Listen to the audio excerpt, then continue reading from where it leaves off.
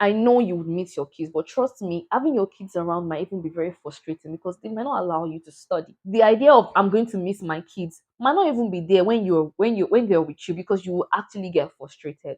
So why not have someone trusted back home to help you take care of them while you sort things out and send them back? Alone inside a crowd, 'cause I can't see you anywhere. Hey guys, welcome back to my channel. It's your girl Omari Bidesi. Thanks for clicking on this video. Thanks for joining in. If you're new here, welcome to my channel. Don't forget to subscribe. And to my OGs, thanks for always coming back to watch my videos. I don't take it for granted.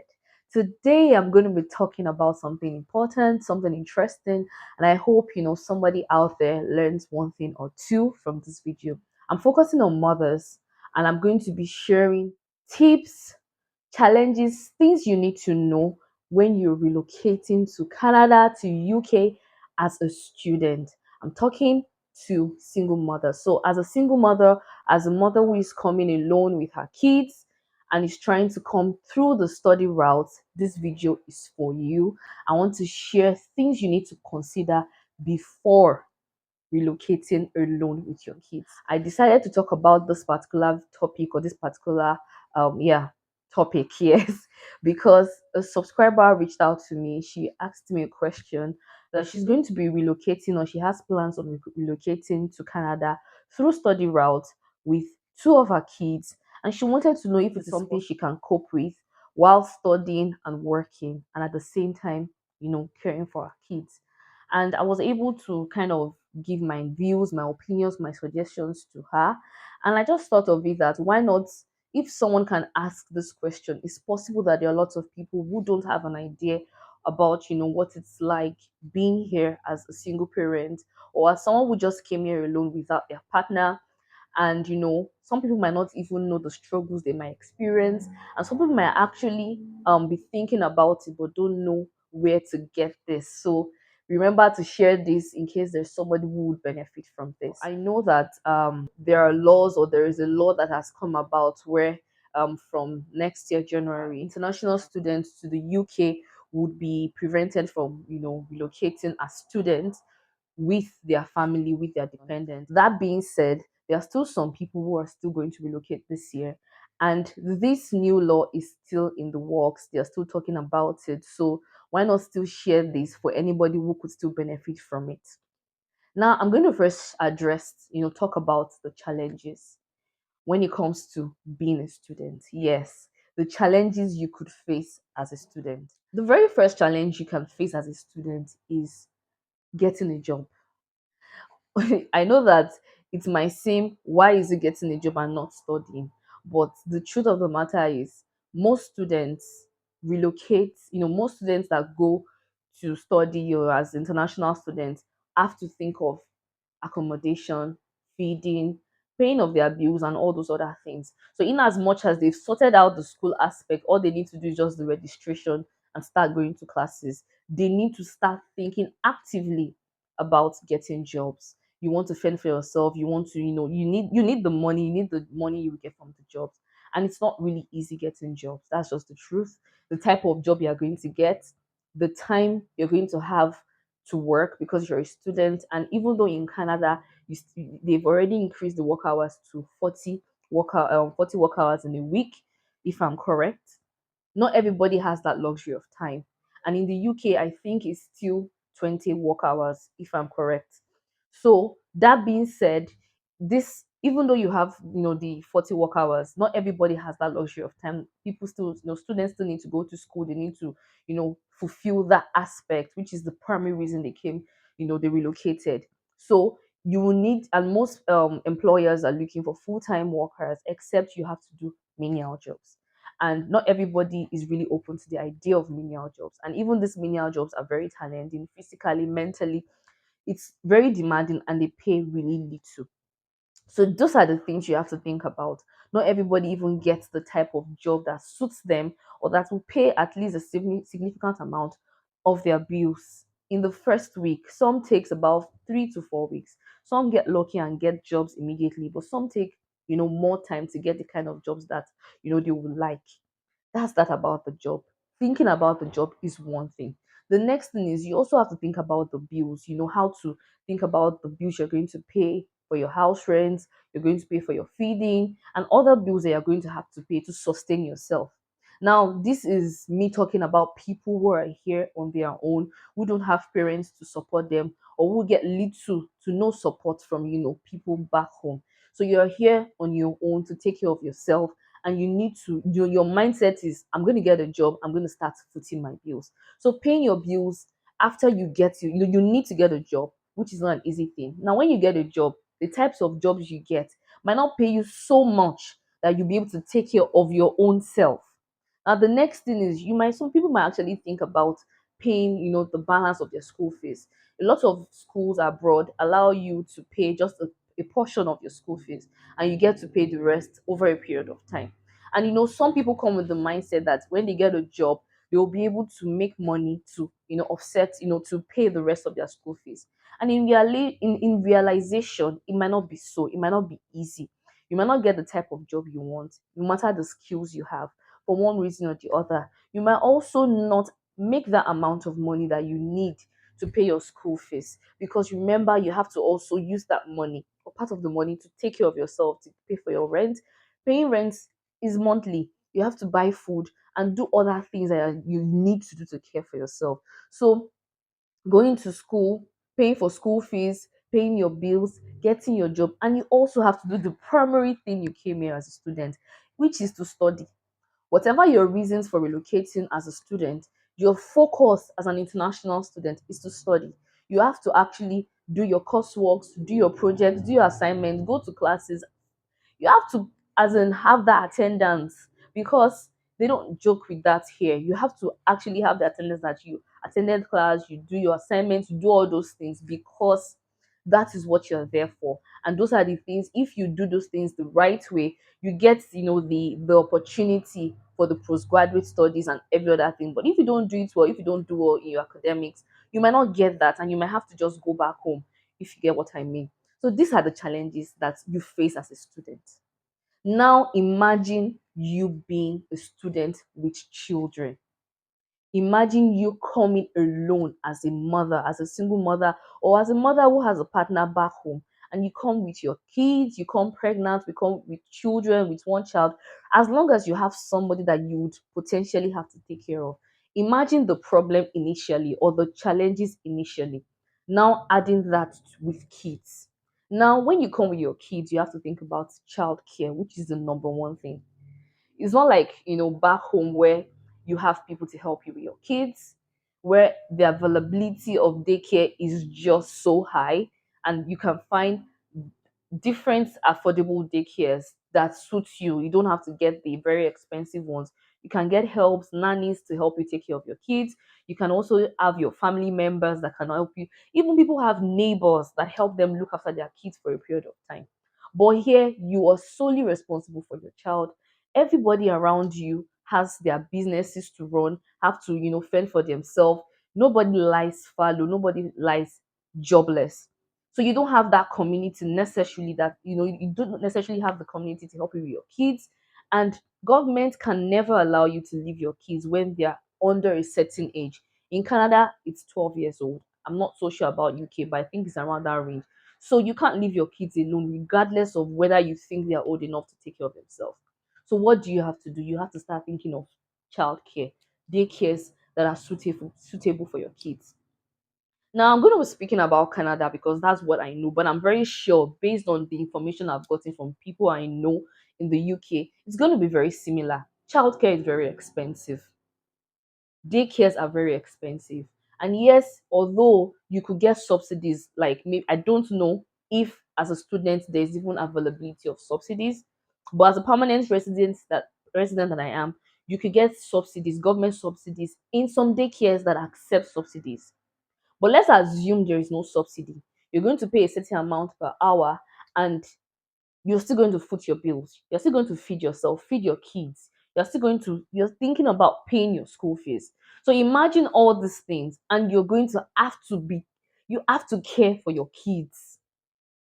There must not be any sign that you're neglecting your kids. And you still have to study. It's just so much to think about. Childcare is not cheap. It's not even that available. Yes, in Canada, it's not that available, especially dependent on or depending on the province that you are. I'm in the province of Manitoba, and the waiting list for childcare is so enormous. Like, I'm going to even do a live video coming very soon where I dissect and talk about my experience when it comes to childcare and the things I've been able to do or what my family have been able to do to just manage it. The waiting list isn't, you have a waiting list of 2 years, 1 year. We've been on a waiting list that since we came, and there is none that has reached out to us that there's an available space. You have to start thinking of home daycares, which is not always stable. There's always the insecurity or instability when it comes to home daycares. They can close down anytime, and you don't have that assurance that your child will be getting the type of care they are comfortable with. Yes, you could get, but it's not certain than the institution care. So imagine you thinking about all this while you're trying to think about studies, thinking about paying your school fees, thinking about paying your bills. It is extremely challenging.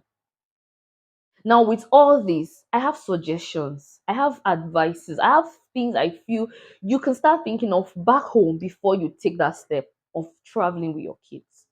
Now, the very first one I'm going to be talking about is, I know it's not something any parent, any mom wants to think about, but you can try considering it. Trust me, at the end of the day, it's going to be worth it. Which is, if you have someone trusted, a family member, most likely a family member, because that's what I feel, those are the people I feel you can trust, to help you watch over your kids for a period of time while you're in school, till you're able to settle down, especially till you're able to balance up or pay your school fees. That is if you're relying on what you're going to earn to pay your school fees. You won't have the distraction of your kids. You won't have to worry about your kids. You'll be able to focus fully on your academics. You'll be able to focus fully on sorting out your bills. You will even have some money to send back home, possibly, because you would not have that distraction. Yes, it's still going to be very challenging, because even as a single person with no kids, with no husband, with no nothing, it's still very stressful. How much more with kids? But without kids, you'll be able to be, you have a clear head, you'll be focused, you will not have to worry about those things. And when you're settled, when you feel confident enough, when you feel you've saved, enough money, you can now start applying for your kids to come and join you. And you won't have to suffer. You would have made your research on childcare. You will have got it. You would have been able to balance. I know you would miss your kids, but trust me, having your kids around might even be very frustrating because they might not allow you to study. I know what it is like having a child, just one child around me.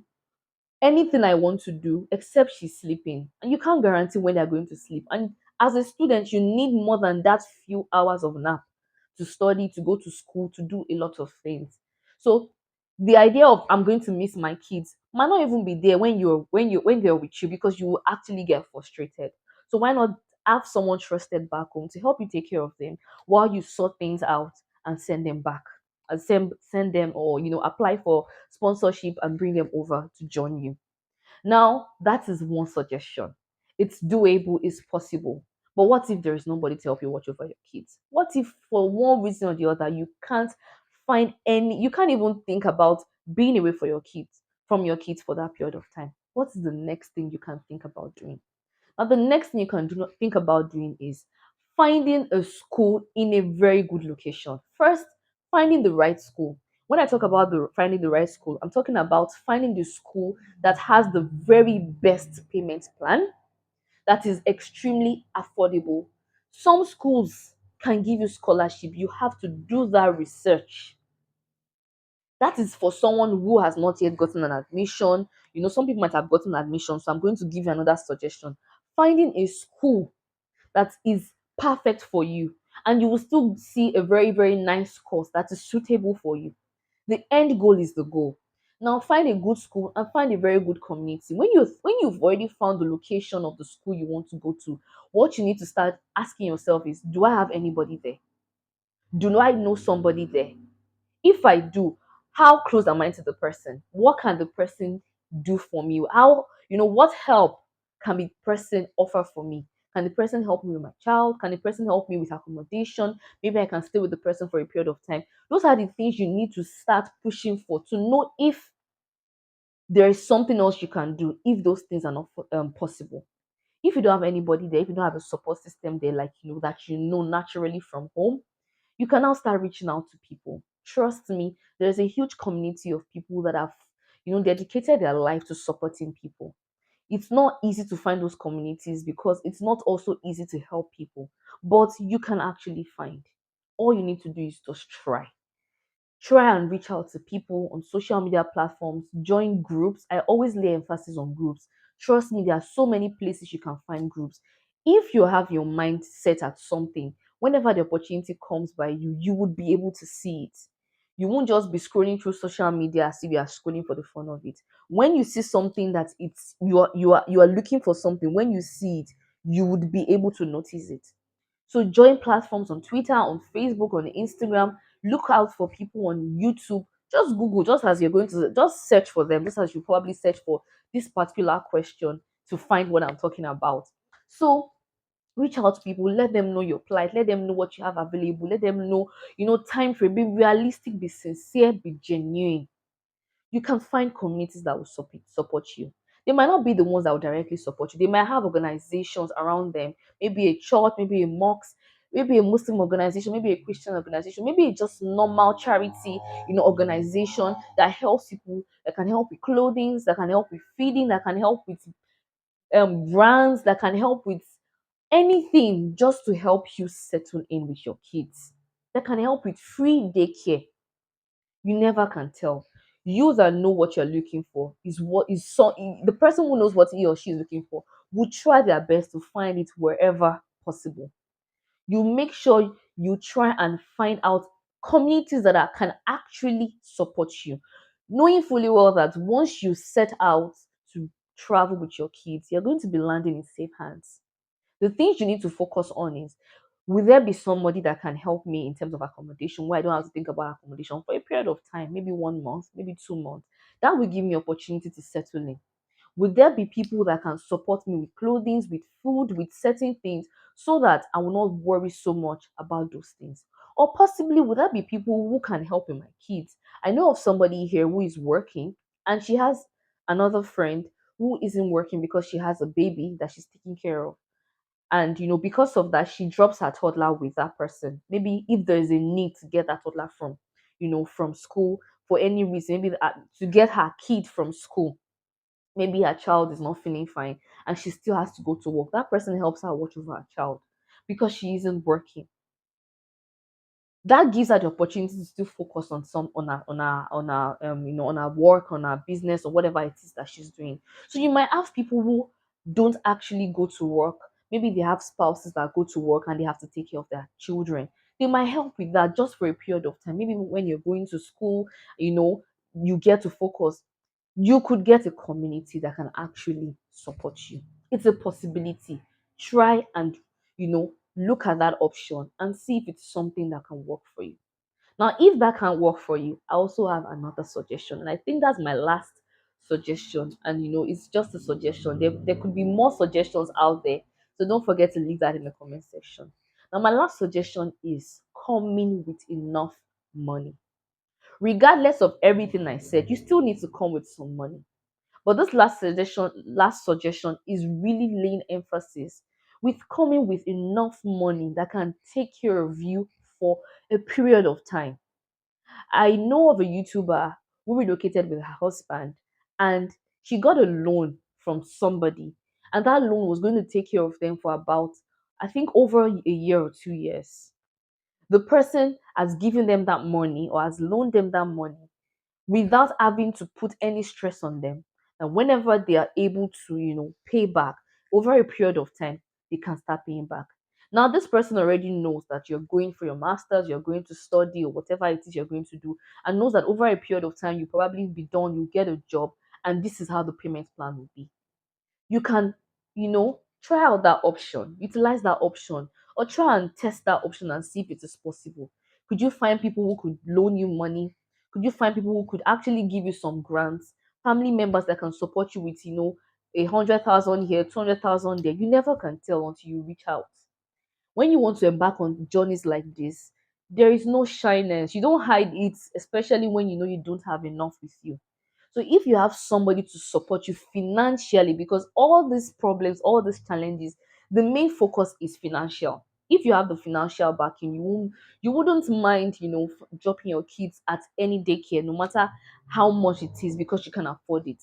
Yes, there could still be some issues of, um availability of the type of daycare you want, but you can be on a waiting list for the type of daycare you want while you drop your kids on at home daycares, pending the time the waiting list is available, pending the time it reaches your turn.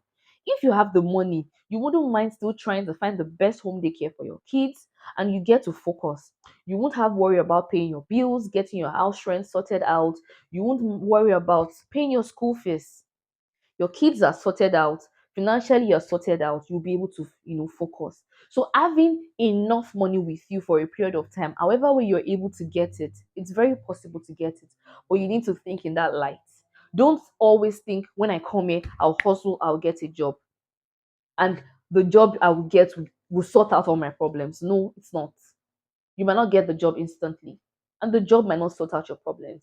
The job might be very time consuming. So those are the things you have to think about when you want to make a big decision. You have to start the planning from the scratch, from the process, from the application, from from choosing the location, from choosing the school, from choosing every single step you take has to be very intentional. Don't be lackadaisical about it.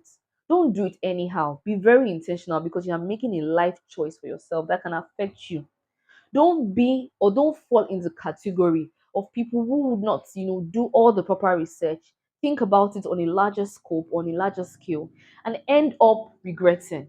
There's a story of somebody in the UK who had to have people reach out for support because she relocated with two of her kids, and she wasn't getting enough job from the care route. She was a care assistant, and she wasn't getting enough jobs as promised. So she was already late on her rent, no place to stay, looking for where to stay. And at the end of the day, people will start blaming you. Why did you relocate with your kids? Why didn't you do your proper research? Do you think it's all rosy abroad? It's not about whether it's all rosy or not. It's about just doing your proper research and having the right information before taking that very big step. It's not easy. It's not beans traveling with a few bags to another country, starting your new life. It isn't easy. So don't just do it without finding out about the other side the best way you can. There's also somebody who is here in Canada, came here as a student. She came here as a student, pregnant. She wasn't able to come with her husband and her son because her son wasn't able to get, his visa. Her husband was able to get his visa, but obviously he can't travel without the son. She gave birth alone, even though they needed consent. She gave birth alone. She's now alone with her baby, no support, no nothing. And you can imagine how difficult that it is. These are the things you need to start putting plans for. You have to have people around you to support you. If you're not going to come with a spouse, if you're going to have to come alone. So please and please try and find whatever it is you can find. Try and pick whatever it is you find beneficial in what I have said. Whatever suggestions I have made, they're just suggestions. I hope one of it can make sense to you. One of it can, be useful and beneficial to you. I hope you enjoyed this video. I hope you find it informative. I hope you find it helpful. As always, if you did, give it a thumbs up. Thumbs up, thumbs up, thumbs up, so that YouTube gets to recommend my videos to more people. And if you haven't subscribed to my channel, please don't forget to subscribe. Turn on the post notifications so that whenever I upload new videos, you'll be the very first person to know about it. Till next time, make sure you take good care of yourself. Stay safe. Goodbye. Mwah.